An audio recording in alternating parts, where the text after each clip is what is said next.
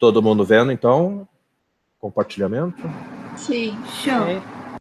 Certo. Então, hoje a gente vai ver orientação a objetos no PHP. O que é importante ressaltar aqui? A gente já viu praticamente tudo que tinha para ver de PHP. Tá? Como eu até comentei, acho que foi no e-mail, não lembro agora. Não, acho que foi no enunciado do trabalho mesmo. Já dá para começar o trabalho com o que vocês já têm. Tá? Então, a gente viu tudo que precisava. O que a gente vai ver a partir de agora, na verdade, aqui para vocês, o que a gente tem? A gente tem orientação a objetos, depois a parte 2. Mais uma forma de acessar banco. Vocês já viram como acessar banco, a gente vai ver uma outra forma. E manipulação de imagens, que é bem opcional mesmo. Tá? Então, a gente está vendo, digamos, é o estágio bônus agora do PHP. Então, a gente trabalhou até agora sem orientação a objetos no PHP. E então, como vocês podem suspeitar, é totalmente opcional trabalhar com orientação a objetos.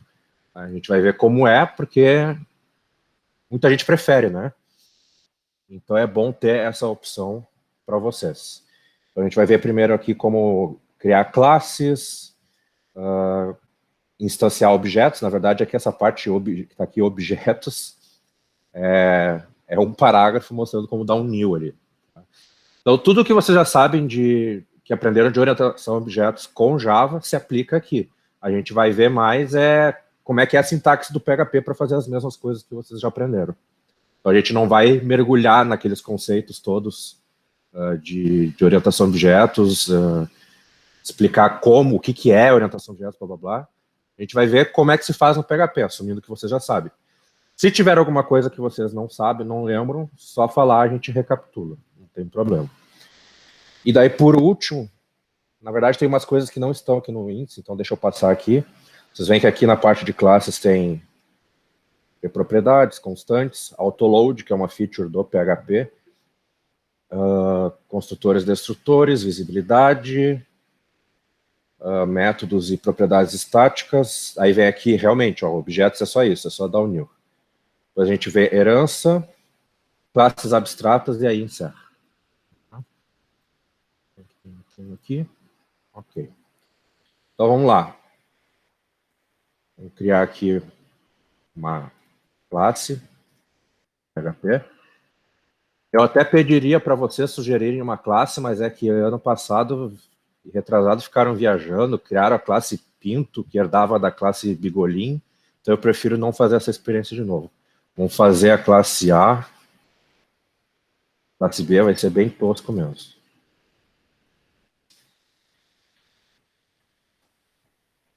Quer colocar uma propriedade nessa classe. Posso colocar aqui, sei lá, propriedade X, não quero inicializar ela. Como é que eu faço construtor no PHP? No Java, vocês criavam uma função com o mesmo nome, né, da classe. Então, seria uma função A. Aqui no PHP, costumava ser assim, até a versão 4, talvez até o iniciozinho da 5, mas mudou. Né? Então, agora, a gente tem que criar a função underline, underline, tá? Então, são dois aqui. Construct.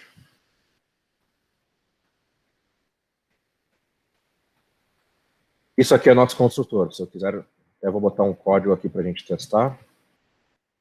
Eu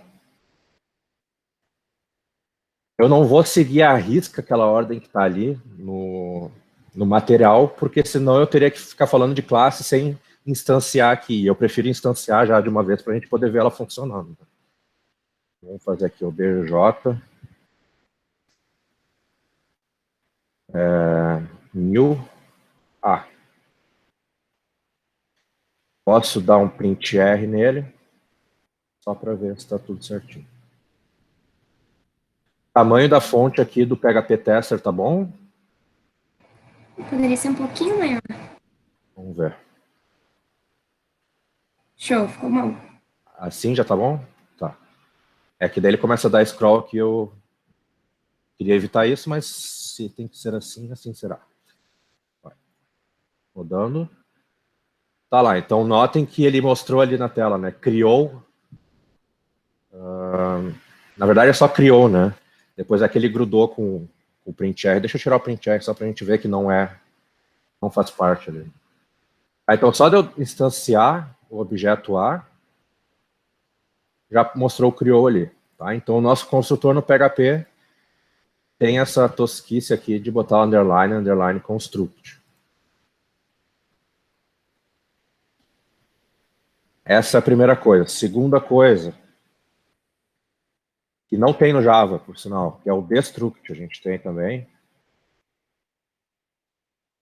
Para que serve esse, né? O outro, ele é disparado sempre que tu instancia um objeto daquela classe. Esse aqui, ele vai ser disparado quando destrói o objeto. Nesse caso aqui, deixa eu rodar.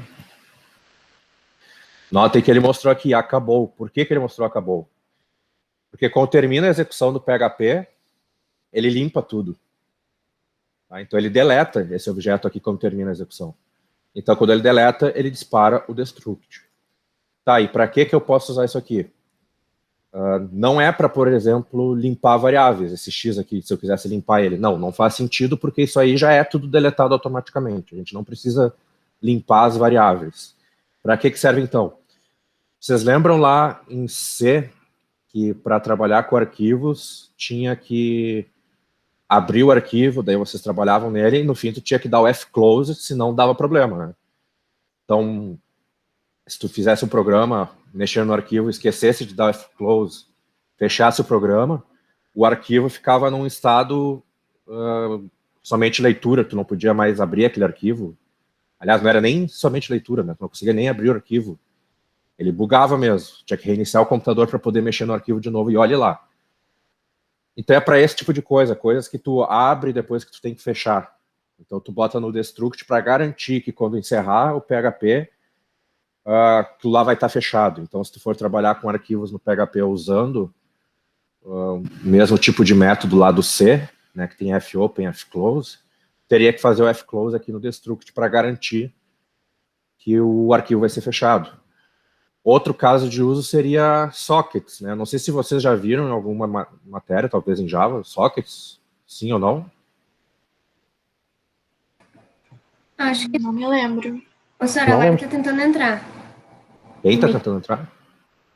Não recebi pedido nenhum aqui. Ué. Será que não está no link antigo? Fala para ela mandar de novo. Bom, o que é socket? Socket é, na verdade, esse trabalho é bem parecido com o arquivo, só que em vez de tu abrir um arquivo, tu abre uma conexão com algum endereço. Eu posso abrir, por exemplo, lá o www.google.com, um socket para lá, daí eu leio, eu vou estar lendo a página do Google, depois eu fecho.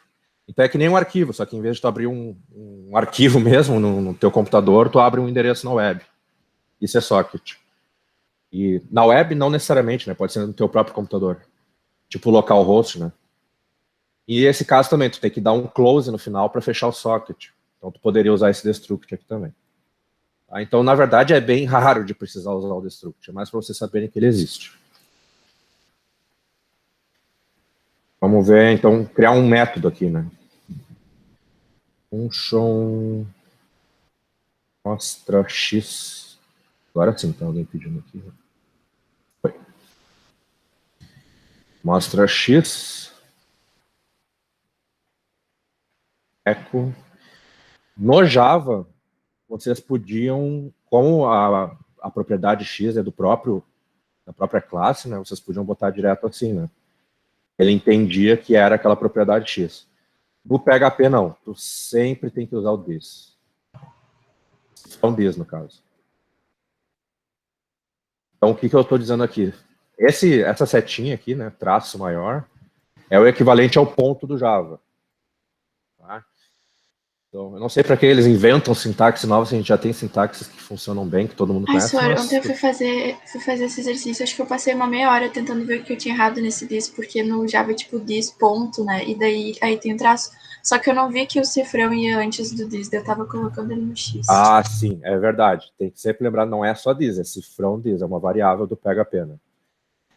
Então, Então é isso, aqui no PHP, sempre que a gente vai acessar a propriedade dentro da classe, tem que ter o this, tá? Não tem escapatória.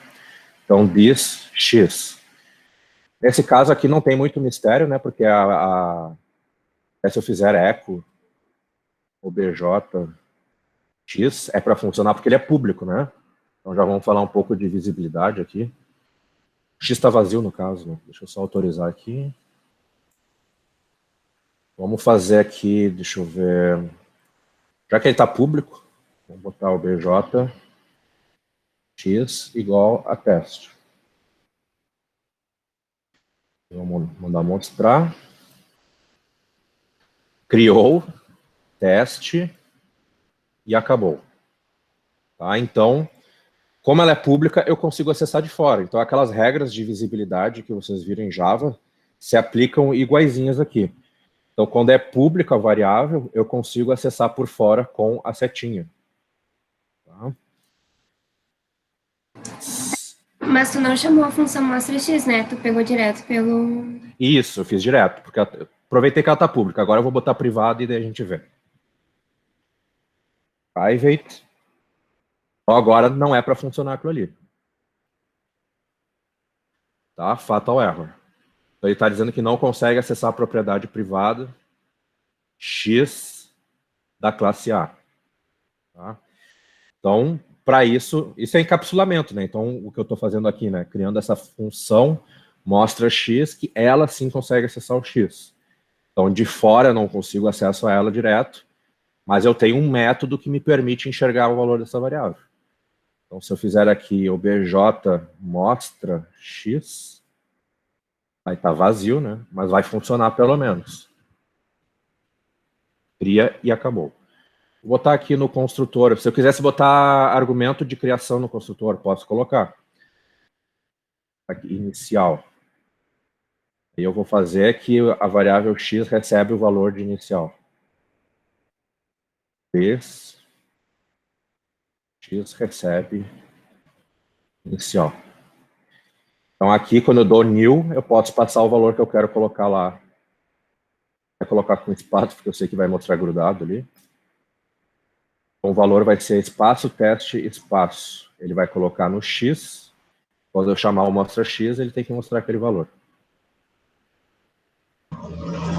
Tá? Não tem... Diga. Dúvida sobre isso. Bom, eu fui fazer, no caso, tu pede para fazer daí no exercício 3 a página, né, PHP, e daí é para instanciar a funcionário e a pessoa, né, e daí exibir o que tá lá dentro.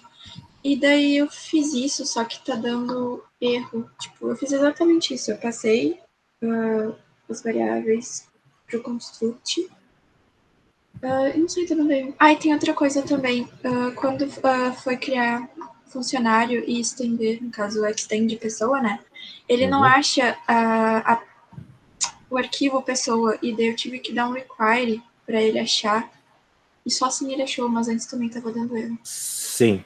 A questão do require é isso mesmo, tá? Tu tem que carregar o arquivo que tem a classe original para tu poder instanciar. Ou usar o autoload que eu vou mostrar aqui.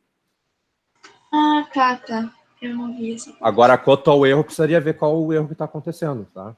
Mas o que eu te diria, sem ver, talvez, para tu cuidar se tu usou protected, onde precisaria.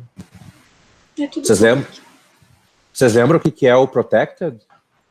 Sim. Quer dizer, mais ou menos. Ele funciona igual ao private, só que tu consegue acessar na classe herdada também. Se tu usar private e tentar acessar uma propriedade ou um método na classe herdada, vai dar erro. Porque não vai ter passado adiante aquilo. Protected, ele passa adiante para tu poder acessar.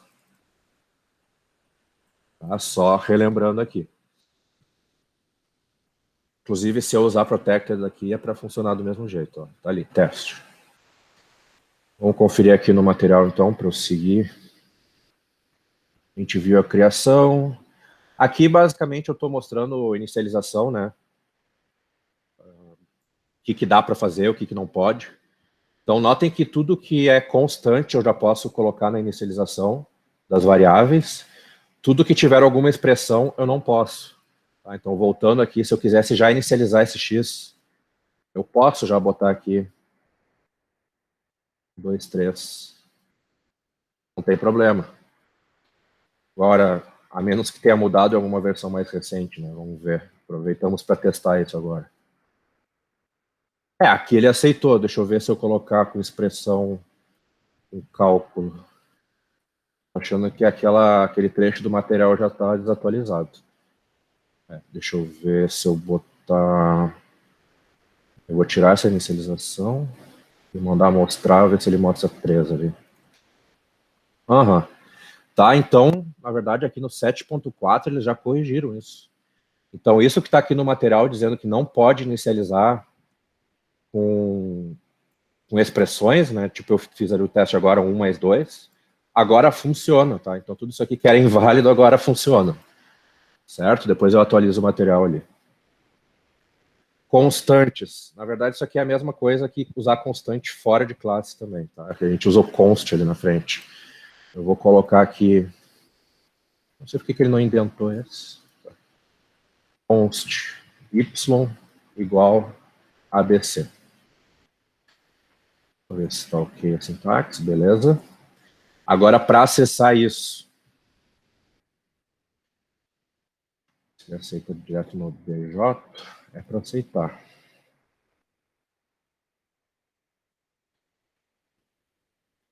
BJ... Tá, vamos ver. Ele mostrou aqui o ABC. No caso aqui eu usei o OBJ, notem que eu usei esse operador 2 pontos, 2 pontos. O que isso aqui quer dizer? Ele serve para acesso a membros estáticos da classe. Vocês lembram o que é estático?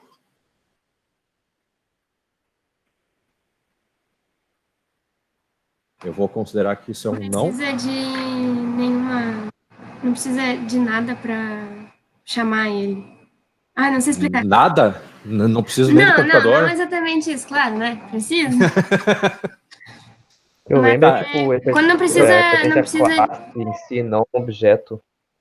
Não precisa de objeto, né? Não precisa Isso aí. instanciar o objeto para chamar. Eu entendi que era aí que tu queria chegar. Então, se eu fizer aqui A... Funcionou também, né? Mostrou ali A, B, C. Então, na verdade, mesmo que eu não tivesse instanciado aqui, né? Executo. Ele mostra ali o ABC. Então, estático significa que ele é da classe e não do objeto. Então, eu não preciso nem dar new. Eu só vou direto na classe e chamo aquilo ali. Então, sempre que a gente cria uma constante na classe, ela pertence à classe mesmo, não ao objeto. Até porque, como ela é constante, né, não faria sentido ter em cada objeto o mesmo valor, né? Se ele não muda. Então, ele fica na classe. Mais pra frente, a gente vai ver que dá para fazer isso em método também. Professor, mas daí botar aquela soma ali no protected fica, sei lá, nada a ver, porque é uma constante. Não, a soma, isso aqui... 1 mais 2 vai ser sempre 3. Mas o valor inicial, né? Porque como eu não disse que ela é constante, é variável, então quer dizer que em algum momento eu posso lá dentro alterar aquilo ali. Já esse aqui é imutável. Beleza, tá, entendi. Essa que é a diferença. Então aqui, constante... sim, só uma curiosidade. Eu não lembro como é que faz para disparar um erro aqui. Às vezes a gente não quer... A maioria dos casos a gente não quer que erros aconteçam, né? Agora eu queria fazer aparecer um erro aqui, mas eu não sei como induzir o erro que eu queria para aparecer ali para vocês. Não sei se eu botar só assim, sem o Y, será que dá o erro? Não. E se eu colocar...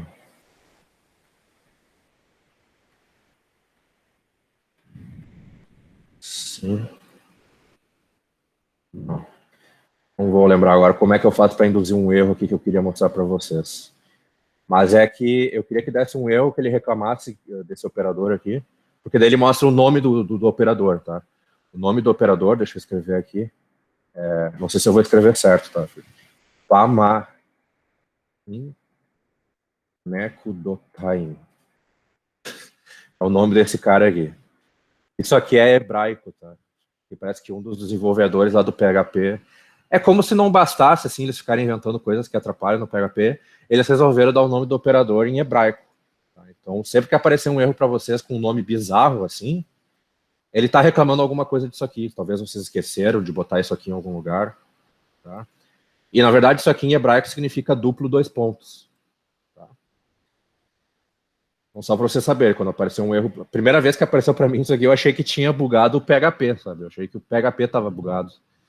Daí eu fui, botei no Google e vi que não, isso é um erro real. Não, é o nome do bagulho. Né? Então, vamos prosseguir aqui. Autoload. Isso aqui já vai resolver aquela tua questão, Camille, de carregar o arquivo. Eu sei que o PHP andou atualizando isso aqui, mas eu acho que essa anotação ainda funciona. Vamos descobrir agora. Eu vou até copiar aqui. Vou tentar isso. Eu fui ver o erro só. Ele não tá, tipo, achando só os arquivos, então eu vou tentar usar esse daí. Porque o require é muito, sei lá, estranho. Eu tenho que ficar aqui pra pessoa e pra funcionário toda hora. É chato isso. É justamente para isso que serve o autoload. Ele é uma funçãozinha que tu define. Notem que ele tem, sempre que começa com 2 underlines no PHP, significa que é alguma coisa reservada, tá? Então aqui no caso, autoload é uma função reservada do PHP que ele já sabe que tem que usar ela para alguma coisa. Nesse caso, ele sabe que é sempre que ele tentar instanciar um objeto de uma classe, só que a classe não existe, ou tu não carregou ela, ele vai disparar esse autoload. Tá? Acho que é até melhor eu mostrar direto aqui no material para vocês, porque como precisa de mais de um arquivo aqui para demonstrar isso, aqui no tester não vai rolar. Então, o que acontece? Chamei o obj new class 1. Ele vai ver, opa, não existe essa classe, não carreguei ela. Então ele vai disparar o autoload e vai passar como argumento de entrada o nome da classe, que é myClass1. Então, cifrão class name vale myClass1 aqui. E aí, essa parte de dentro sou eu que defino. Tá? Isso aqui é só, digamos, um padrão. Aí vocês têm que modificar de acordo com a estrutura de pastas de vocês, ou de nomenclatura de arquivos. O que eu disse para ele aqui é que sempre que ele tentar carregar uma classe que não existe, eu quero que ele tente carregar o nome da classe .php. Está concatenado aqui com .php. Então ele vai tentar carregar myClass1.php. Então, claro, aqui eu estou supondo que eu fiz um padrão de nomenclatura no meu projeto, em que todas as classes têm essa estrutura, nome da classe, .php. Eu poderia ter, em vez de ser .php, uma coisa que é muito comum é a gente nomear classe como .class.php. Eu poderia colocar aqui, .class.php. Tá? E se eu guardo minhas classes todas numa outra pasta? Eu poderia, antes do class name aqui, concatenar com o caminho para a pasta onde estão as classes. Tá? Então, tudo depende da estrutura de pastas de vocês e de nomenclatura dos arquivos. Tá entendido isso? Para que serve o autoload?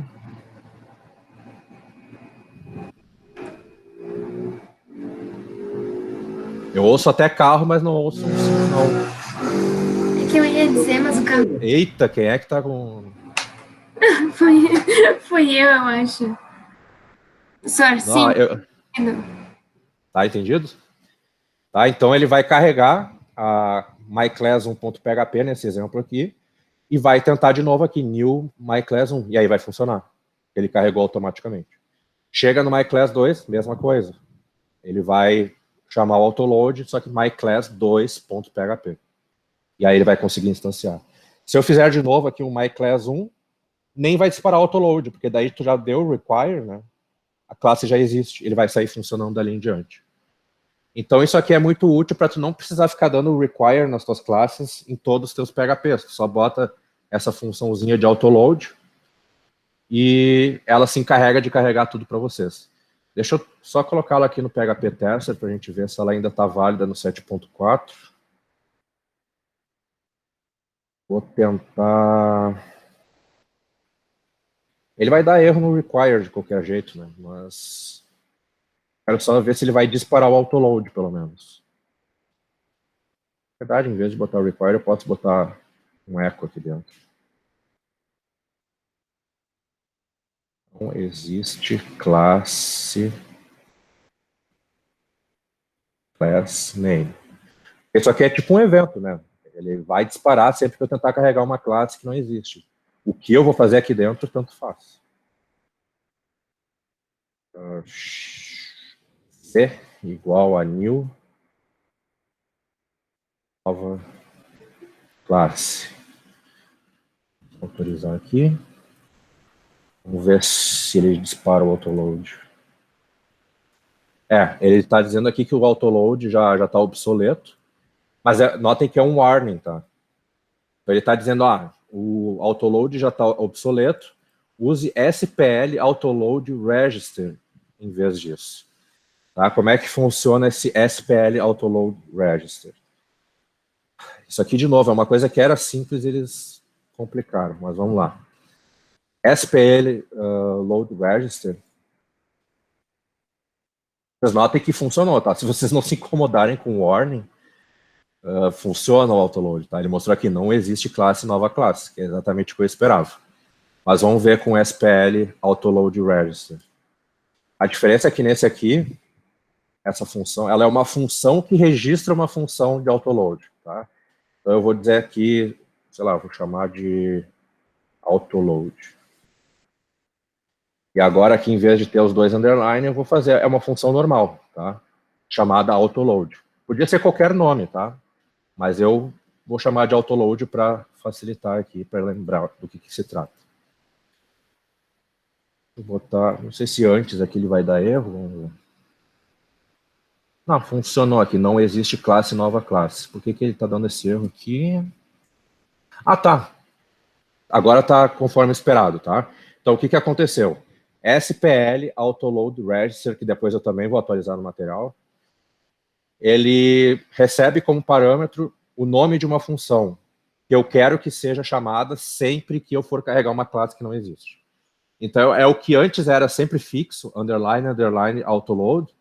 Na versão mais nova do PHP, ele te permite escolher o nome da função, é só essa novidade. Tá? Então aqui eu digo qual é o nome da função que vai disparar. Aí eu defino a função, com aquele nomezinho ali, autoload. Mesma coisa, tem que ter o argumento que é o nome da classe, e aqui dentro eu faço o comandinho para carregar a classe ou alguma outra coisa. No meu caso aqui, como eu não carreguei a classe, vocês notem que ele deu fatal error, né? Então o que aconteceu? Ele viu aqui que tinha nova classe que eu estava instanciando, ele vê que não existe a nova classe, ele sabe que ele tem que disparar a função autoload. Ele disparou autoload. O autoload, em vez de carregar a classe, ele só mostrou um eco, ele não carregou a classe. Então ele voltou para tentar de novo aqui e não conseguiu, não existe a classe. Tá? Se vocês pegarem esse código que está aqui dentro, a parte de dentro aqui continua igual. Tá? Colocarem aqui, ele vai tentar carregar, né, nova classe.php. Aqui não vai funcionar também porque eu não tenho, né? É um arquivo só. Fatal error, no caso... Opa, colei errado aqui. Require. Não é que estranho, ele está apagando o require. Por que eu estou fazendo isso? Require. Será que se eu botar só require? Se eu botar assim. Ele apaga o require. Tá, é restrito, tá certo, é isso aí mesmo. Foi o Augusto que falou? Sim, sim. É isso mesmo, Augusto. Deve ser alguma restrição do site, né, para evitar que a gente tente hackear. Notem que eles até botaram um aviso aqui em cima, né? Querido hacker, não tente hackear esse site gratuito para provar que você é muito bom. Você não precisa, né? Você não precisa hackear esse site para provar que é muito bom. Então, provavelmente, uma forma de hackear era usar o require, tentar carregar algum arquivo lá do sistema. E eles fizeram para não deixar usar o require aqui dentro. Mas vocês entenderam, né? Se eu colocasse aqui isso, ele ia disparar essa função e ia carregar nova classe.php. Tá entendido isso aqui, pessoal? Para mim, sim, senhor. Tá sim, só. É que como é um conceito novo do PHP, né? Pode ficar meio confuso. Meio inútil o SPL ali, talvez? Não sei, mas tá entendido. Não, eu não sei se é... Eu não digo inútil, eu digo... eles complicaram um negócio que era simples, né? Porque antes era obrigatório usar a função underline, underline, autoload. Vamos deixar o programador ter a liberdade, né? Então, daí eles deixaram o negócio mais complicado só para isso. Tudo bem, tudo bem. Não deixa de ser uma boa prática, né? Tu registrar um evento aqui. Mas então tá, vamos prosseguir. Construtor, destrutor a gente já viu. Só um detalhezinho, né? Interessante que no meu material... Olha, eu vou te contar, em organização da pessoa. No meu material aqui eu já estou usando herança antes de falar de herança. Mas tudo bem. Então já notem aqui que eu fiz como é que funciona a herança, né? Já me atropelando um pouco. É o extends, né? Igual do Java. Então, a minha subclasse extends a classe base. E para eu chamar o construtor do pai, no Java era o super, né? Não lembro disso. Não era? Acho que era. É. Sei que no JavaScript orientado a objetos novo também é com super agora, né? Então, creio que seja super no Java. Aqui no PHP é parent, e daí tu trata ele como estático, então tu tem que usar o duplo dois pontos, e chama a função construct, que é o construtor, né? Então, sempre que na classe filha tu quiser, no construtor, chamar o construtor do pai, é assim, é parent, dois pontos, construct. Serve para qualquer método, tá? Se eu quiser chamar parent, dois pontos, meu método, mesma coisa. Seria, então, isso aqui é o equivalente ao super lá do Java. Acho que é mais isso que tinha de adicional aqui em relação a construtores. Ok. Visibilidade a gente viu ali, public, private. Vamos só para falar um pouco do protected. Eu vou para a herança aqui, então. Vamos fazer classe B, extends, classe A. E vamos fazer um método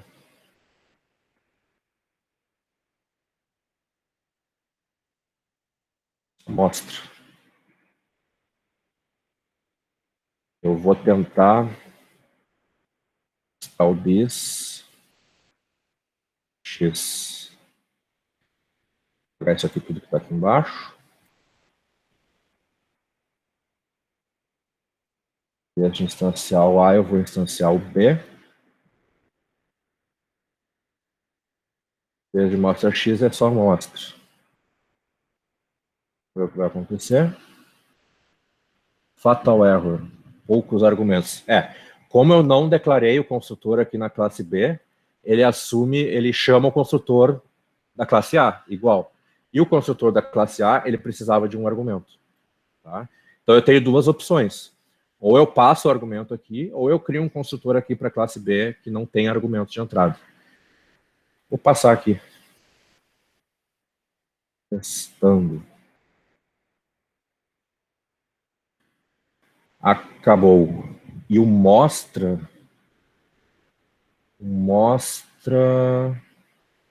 Ah, sim, porque eu só fiz this x, tinha que ser echo this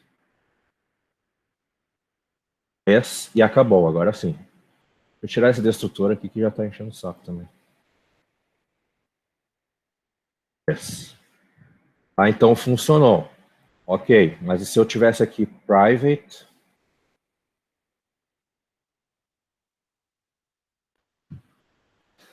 Deu um notice aqui, né? Notem que ficou vazio, ele não printou nada, e deu um notice. Propriedade X do B não está definida. Então é aquela coisa que eu tinha comentado. Private, ele fica visível só dentro dos objetos daquela própria classe. No momento que tu faz uma classe B que herda de A, já não tem acesso a essa variável. Então, para ter acesso, precisa do protected. Então, o protected é igualzinho ao private, mas ele se propaga para a classe filha. Então, ele é um pouquinho mais acessível do que o private.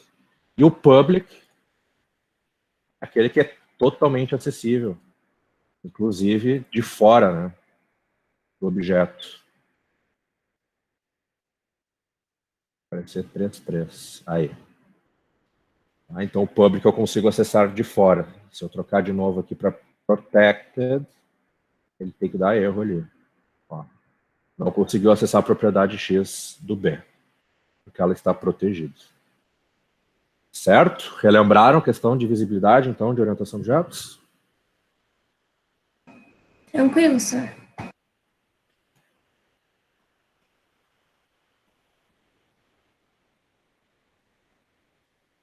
Seguindo. Bom, aqui eu estou só mostrando no material que a gente pode usar o public, private, protected em funções também, né? Esse mostra X aqui, por exemplo. Eu posso colocar ele como protected e tentar chamar aqui no B. Tentou chamar o método protegido a... Ah, sim, tá certo. Eu tentei chamar aqui fora, né? Eu teria que chamar dentro. Se eu quisesse dentro do objeto B, aqui, por exemplo, chamar X, mostra X, é diferente, né? De eu chamar lá fora. Eu vou colocar aqui de novo mostra. Vamos ver se agora vai. Aham. Tá, então, como eu declarei o método mostra X como protected, significa que dentro do B eu consigo acessar ele, né? Então eu consegui acessar aqui mostra X. Mas não consigo lá fora, porque ele não é public, tá? Por isso que tinha dado o erro ali. Se for public, aí sim. Vou botar aqui public, mostra X. Vou tentar chamar lá fora, então, mostra X. Só não, mostrou 3. Tá? Então, mesmo as regras que se aplicam a propriedades se aplicam a métodos aqui com questão da visibilidade. Tá? Private, public e protected. Seguindo. Estático, a gente já viu lá constante, né? Mas e se eu quiser fazer método estático, por exemplo? Eu posso fazer aqui static function, função estática, sei lá, ela recebe um x, retorna 2x.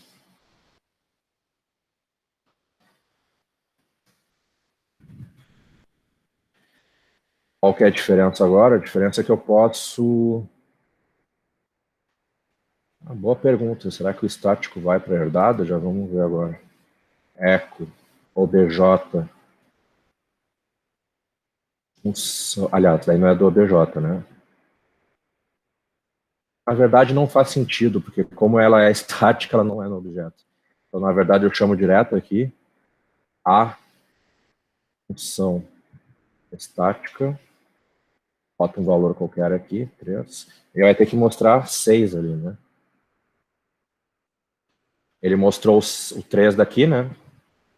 Grudado com o 6 dali de baixo. Deixa eu só comentar aqui. Ó, mostrou 6.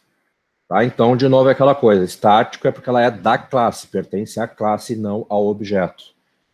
Tá? Então, no momento que eu botei static, essa função passou a ser da classe.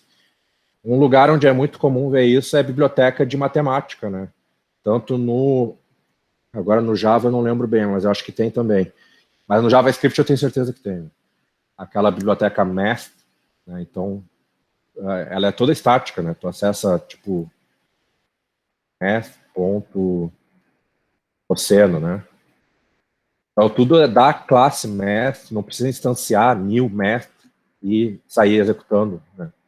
Tu já usa direto na classe. Então, esse é um exemplo de utilidade para isso. É quando tu quer fazer uma classe que ela funciona como uma biblioteca de funções. Aí tu usa estático. Prosseguindo, objetos, então a gente já viu aqui como instanciar. Herança, já vimos aqui o extends. Tá? Prosseguindo. Classe abstrata. Vocês lembram o que é a classe abstrata? É aquela que não pode virar objeto. É, exatamente. Tu não pode instanciar ela, né? Então eu vou... Se eu criar aqui abstract function testando Por definição, ela não tem corpo, né? Não vou nem botar zero. Na verdade, é assim. Né? Se eu tentar aqui embaixo, o BJ new A, vamos ver o que vai acontecer. Ó, fatal error. A classe A contém um método abstrato que precisa ser declarado. Então, a classe A precisaria ser declarada abstrata ou implementar os métodos que faltam. No caso, o testando, eu teria que implementar. Então, ele está me dizendo, se eu quiser instanciar isso aqui, eu preciso implementar essa classe. O que eu posso fazer é o seguinte, vamos fazer aqui, a classe B extends A. Se eu fizer aqui, vai dar o mesmo problema. E o B agora. Tá? Porque o B está herdando do A, mas eu não estou implementando a função. Tá, mas agora eu vou implementar, então. Function, aliás, não é função estática, é testando. Testando. Essa função faz, ela printa oi na tela. Ele está reclamando. Ah, tá, é porque eu não botei o abstract na classe, né? Deixa eu ver. É. Sempre que a classe, se não me engano, no Java não é assim, né? Sempre que eu tenho uma função, um método abstrato na classe, eu tenho que declarar a classe como abstrato. Professor, eu não entendi por que tu chamou o new B com o testando entre aspas. Na verdade, isso aqui era só o argumento de entrada, tá? É que eu acabei botando a função com o mesmo nome, pode ser qualquer coisa aqui. Tá, beleza. É que como a criatividade está pouca, eu acabo botando tudo com os mesmos nomes e confunde, né? Desculpa. Tá, agora não deu erro, né? Então, funcionou, eu posso inclusive chamar aqui o obj função testando. Oi. Tá, então funcionou. Então isso é classe abstrata. Se eu não me engano, no Java, tu não precisa botar o abstract nem aqui, né? Só faz a função vazia e ele já entende que é abstrato. Se eu não me engano, não lembro bem agora. Mas aqui no PHP tem que ser explícito. Tu bota abstract aqui na função e na classe daí. Aí ele já sabe, essa classe é abstrata, eu não posso dar new nela. Deixa eu tentar de novo aqui. Ó, deu erro. Não pode instanciar a classe abstrata. Então, para que serve isso? É quando tu quer definir, digamos, é parecido com interface. Vocês viram interface em Java? Não. O quão avançado é a interface, senhor? Porque o último trimestre a gente não teve nada. É que, na verdade, a interface em si é bem simples, tá? Ele é tipo uma classe que não tem nada implementado. Ele só te diz... imagina uma classe abstrata onde tudo é abstrato, não tem nada concreto aqui, nada implementado. Isso seria uma interface. Tá? No PHP a gente até tem interface também, mas deixei ele para o material da parte 2. Qual que é a utilidade disso? Eu quero definir uma classe, quero definir como as coisas devem ser feitas, quais os nomes de funções que tem que ter nessa classe, mas eu quero deixar a implementação para uma classe filha. Tá? Então eu poderia criar aqui, então digamos, eu não quero implementar testando, eu quero que cada classe herdada do A defina a sua própria função testando. A única coisa que eu garanto na classe A é que vai existir uma função testando. Então isso é útil se eu tiver que, por exemplo, passar esse objeto para um outro método. Então eu tenho um método que recebe um objeto e chama a função testando. Como é que eu garanto que o objeto que ele recebeu vai ter a função testando? Porque na minha classe A eu disse que vai ter uma função testando. Eu não sei o que ela vai fazer, mas vai ter. Tá? E aí na classe que herda é que eu digo o que ela faz. Então quando eu fizesse, por exemplo, uma função usa obj, ela recebe como entrada um obj. E eu quero que ela chame esse obj a função testando. eu posso, aqui em vez, eu continuo instanciando, tá? Mas eu vou chamar aqui o usa obj e passo como parâmetro obj. Então eu instanciei B, passei ele para a função usa obj, e a função usa obj vai chamar o método testando dele. Tá? Funcionou normal, mostrou oi. Eu posso, nas versões mais recentes do PHP, só lembrar a sintaxe, acho que é 2 pontos, que nem no Java. Vamos descobrir agora. Não. Deixa eu ver aqui, ou no PHP manual.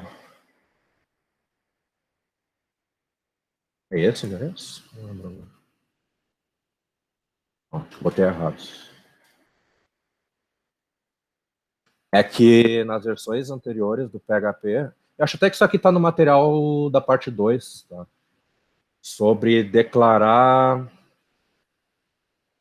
tipos. Esse é type hint, o nome.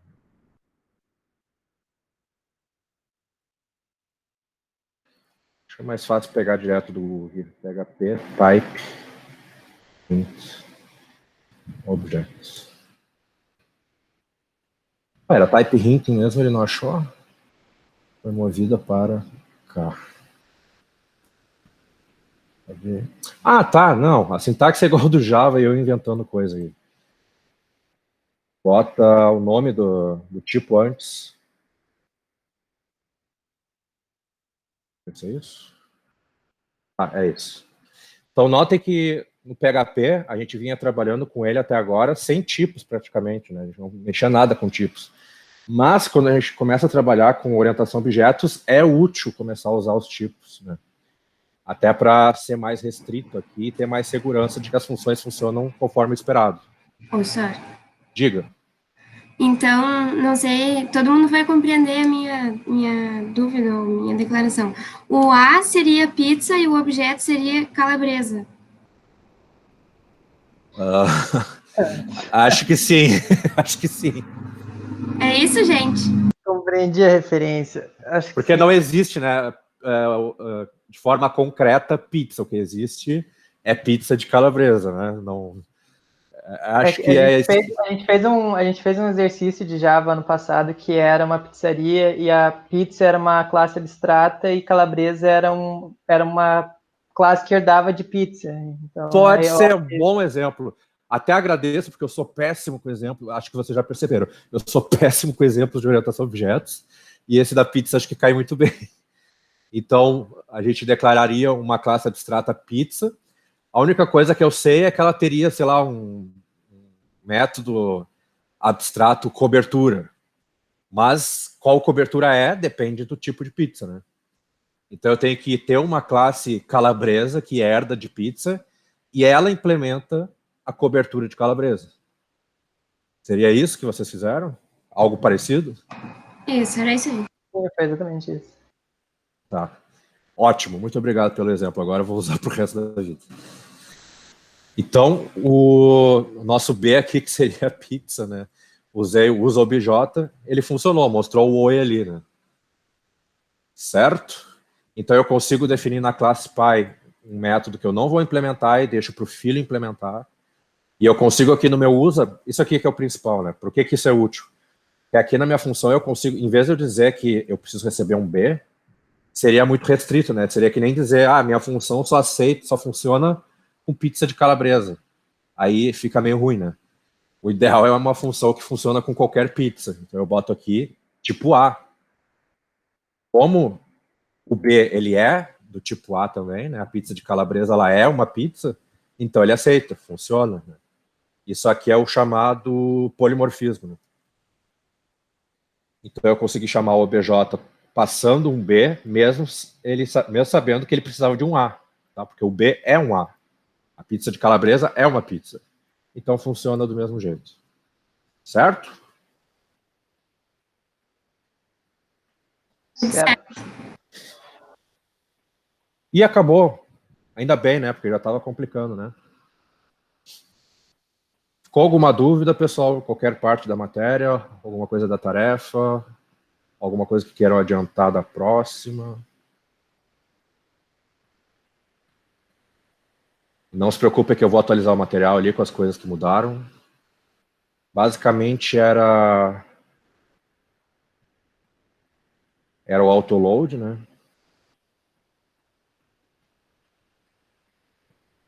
Tinha mais uma coisa, né?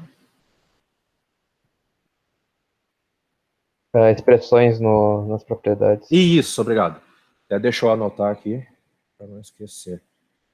É o autoload e inicialização.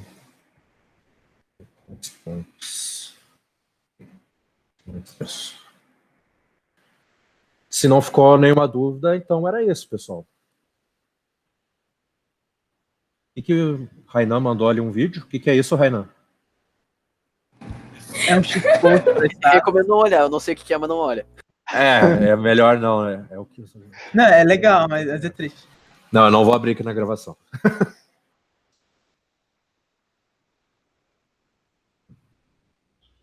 Então tá, pessoal, era isso. Eu vou encerrar aqui, depois eu vejo o vídeo. Boa noite, senhor. Boa noite. Boa noite. Eu compreendo totalmente esse Né, boa meu? noite. Tem que jogar na Sim, não, realmente, tá... A gente com tá servidor japonês, é claro. Vou pegar aqueles Deixa eu parar a gravação aqui. MMORPGers.